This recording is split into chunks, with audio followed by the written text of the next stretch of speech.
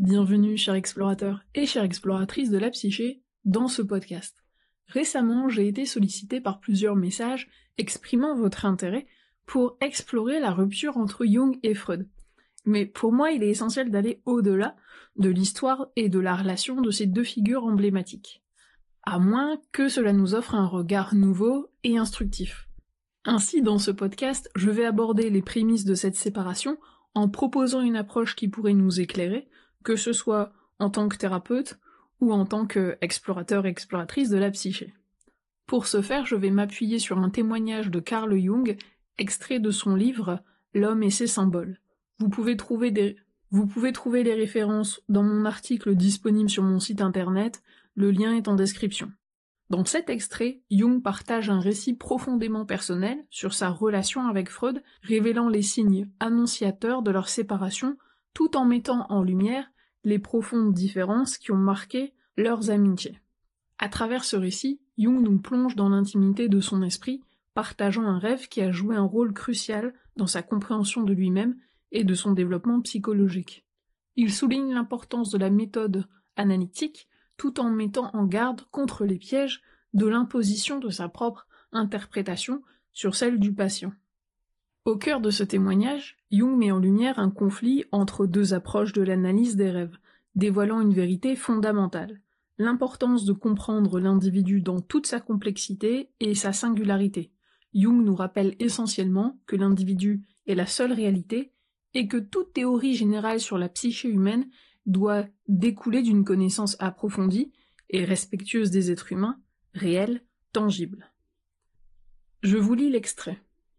C'est pour cette raison que j'ai toujours dit à mes élèves, apprenez le plus de choses possible sur le symbolisme, puis oubliez tout ce que vous avez appris lorsque vous analysez un rêve. Ce conseil est d'une telle importance pratique que je me suis imposé de toujours me dire que je ne comprenais pas suffisamment le rêve d'autrui pour pouvoir l'interpréter correctement. Je l'ai fait afin de contenir le flot de mes propres associations et réactions, en sorte de ne pas substituer aux incertitudes et aux hésitations du malade. Comme il est de la plus grande importance thérapeutique pour un analyste de bien saisir le message particulier d'un rêve, c'est-à-dire la contribution apportée par l'inconscient à la conscience, il est essentiel pour lui d'en explorer le contenu avec la plus extrême minutie. J'eus un rêve à l'époque où je travaillais avec Freud. Il illustre bien ce point particulier. Je rêvais que j'étais chez moi, apparemment au premier étage, dans un agréable et confortable salon meublé, dans un style du XVIIIe siècle. Je fus étonné de n'avoir jamais vu cette pièce auparavant, et je commençai à me demander à quoi ressemblait le rez-de-chaussée. Je descendis, et je découvris que les pièces étaient plutôt sombres, aux murs recouverts de boiseries, avec des meubles massifs, datant du XVIe siècle, ou même d'une période antérieure. Ma surprise et ma curiosité s'accrut. Je voulais voir l'architecture totale de la maison. Je descendis dans la cave, et je trouvai une porte donnant sur un escalier, qui menait à une vaste pièce voûtée. Elle était pavée de grandes pierres, et les murs semblaient très anciens. J'examine le mortier, et je découvris qu'il était mélangé d'éclats de briques. Manifestement, les murs étaient d'origine romaine. Dans un coin, je vis un anneau de fer fixé à une dalle. Je la soulevai, et je vis un autre escalier très étroit, menant à une sorte de caveau, qui ressemblait à une tombe préhistorique, contenant 2 crânes, quelques os et des fragments de poterie. Et je me réveillai. Si Freud, lorsqu'il analysa ce rêve, avait suivi ma méthode consistant à explorer les associations qui s'y rapportent directement, et son contexte, il eût entendu une très longue histoire. Mais j'ai bien peur qu'il l'eût écartée en la considérant comme une simple tentative d'échapper à un problème qui était en réalité le sien. Le rêve était en fait un résumé de ma vie, et plus particulièrement de l'évolution de mon esprit. J'ai grandi dans une maison vieille de 200 ans. Nos meubles dataient pour la plupart d'il y a 300 ans, et intellectuellement, ma grande aventure spirituelle avait été la lecture de Kant et de Schopenhauer. Le grand événement du jour était l'œuvre de Charles Darwin. Peu de temps auparavant, je vivais encore dans l'univers médiéval de mes parents, aux yeux desquels le monde et les hommes étaient régis par l'omnipotence et la providence divine. Ce monde était désormais archaïque et périmé. Ma foi chrétienne avait perdu son caractère absolu par la découverte des religions orientales et de la philosophie grecque. C'est pourquoi le rez-de-chaussée de ma maison était si sombre, si silencieux et manifestement inhabité. L'intérêt que m'inspirait alors l'histoire avait été éveillé par l'étude de l'anatomie comparée et de la paléontologie, pendant que j'étais assistant à l'Institut d'anatomie. J'étais fasciné par les ossements de l'homme fossile, particulièrement par l'homme néandertal, autour duquel on discutait beaucoup, et par le crâne du pithécanthrope de Dubois, qui était l'objet de controverses plus violentes encore. En fait, c'étaient les associations réelles de mon rêve. Mais je n'osais pas parler de crâne, de squelette ou de cadavre à Freud, car l'expérience m'avait appris que ces thèmes lui étaient désagréables. Il nourrissait l'idée singulière que j'escomptais sa mort prématurée. Il était arrivé à cette conclusion à la suite de l'intérêt que j'avais montré pour les momies du Bleikeller de Brême que nous visitâmes ensemble en 1909, en allant prendre le bateau pour l'Amérique. C'est ainsi que j'hésitais à exprimer mes propres pensées, du fait qu'à la suite d'une expérience récente, j'étais demeuré frappé par le fossé, presque infranchissable, séparant le point de vue et les bases de Freud des miennes. J'avais peur de perdre son amitié si je lui révélais mon propre monde intérieur, qui, je le supposais, lui aurait paru très bizarre. N'étant pas absolument sur ma psychologie, je lui dis presque automatiquement un mensonge concernant mes libres associations afin de n'avoir pas à entreprendre la tâche impossible de lui faire comprendre ma constitution psychique très personnelle et totalement différente de la sienne. Je dois prier le lecteur de m'excuser de m'être attardé ainsi sur l'embarras où je me trouvais pour avoir parlé à Freud de mon rêve. Mais c'est un bon exemple des difficultés auxquelles on se heurte dans l'analyse effective d'un rêve, tellement comptent les différences existantes entre la personnalité de l'analyste et celle de l'analysé. Je me rendis compte bientôt que Freud cherchait en moi quelques désirs inavouables, et cela m'amena à suggérer que les crânes dont j'avais rêvé constituaient peut-être une référence à certains membres de ma famille, dont pour une raison ou une autre, je désirais la mort. Cette supposition eut toute son approbation, mais moi, je ne fus pas satisfait de cette solution truquée. Pendant que je cherchais une réponse convenable aux questions de Freud, je fus soudain troublé par une intuition concernant le rôle que le facteur subjectif joue dans la compréhension psychologique.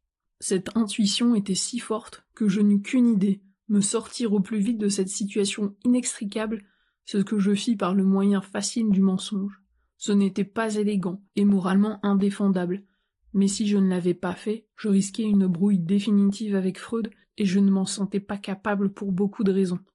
Mon intuition était la compréhension soudaine et inattendue que mon rêve avait pour sens moi-même, ma vie et mon univers, opposant ma réalité à une structure théorique bâtie sur un esprit étranger au mien, pour des raisons et des buts qui lui étaient propres. Ce n'était pas le rêve de Freud, c'était le mien, et dans un éclair, je compris son message. Ce conflit illustre un point essentiel de l'analyse des rêves. C'est moins une technique que l'on peut prendre et appliquer ensuite, en suivant des règles, qu'un échange dialectique entre deux personnalités.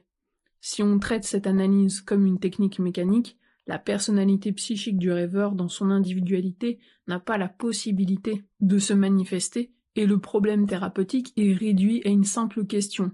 Qui de l'analyste ou du rêveur dominera l'autre? J'ai renoncé à pratiquer l'hypnose pour cette raison précise.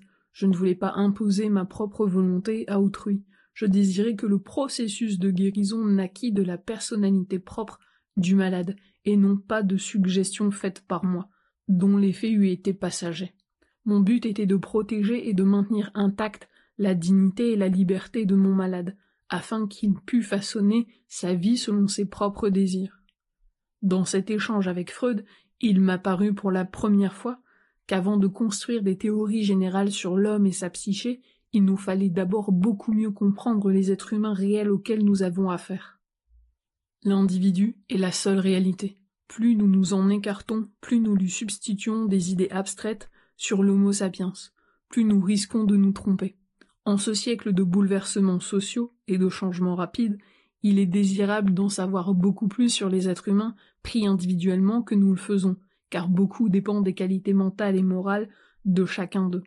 Pourtant, si nous voulons voir les choses dans leur juste perspective, il nous faut comprendre le passé de l'homme aussi bien que son présent. C'est pourquoi la compréhension des mythes et des symboles est essentielle. Dans cet extrait de L'homme et ses symboles, Jung nous partage une expérience de sa relation avec Freud, mettant en lumière les nuances de l'analyse des rêves et la nécessité de comprendre l'individu dans sa totalité. Jung souligne l'importance de l'étude du symbolisme, conseillant à ses élèves d'oublier tout ce qu'ils ont appris lors de l'analyse des rêves afin de ne pas imposer leurs propres associations et réactions. Il explique un rêve qu'il a eu pendant sa collaboration avec Freud où il explore sa propre histoire personnelle à travers des symboles de sa maison et de son évolution intellectuelle. Cependant, il exprime sa résistance à partager pleinement ses pensées avec Freud, craignant de perdre son amitié en raison des différences dans leur perspective psychologique. Jung réalise finalement que le sens de son rêve réside dans sa propre réalité, contrastant avec la perspective théorique de Freud. Cette expérience souligne l'importance de l'échange dialectique entre l'analyste et le rêveur, plutôt que de considérer l'analyse des rêves comme une technique mécanique. On apprend également que Jung rejette également l'hypnose pour éviter d'imposer sa volonté aux autres, préférant permettre au processus de guérison de naître de la personnalité du consultant. En conclusion, Jung souligne l'importance de comprendre les êtres humains individuellement plutôt que de les traiter comme des abstractions, en insistant sur la nécessité de connaître le passé de l'homme ainsi que son présent, tout en mettant en avant l'importance des mythes et des symboles pour une compréhension approfondie de l'humanité. Je vous remercie de votre écoute. Si la psychologie analytique vous intéresse, n'hésitez pas à me contacter et on se dit à très bientôt.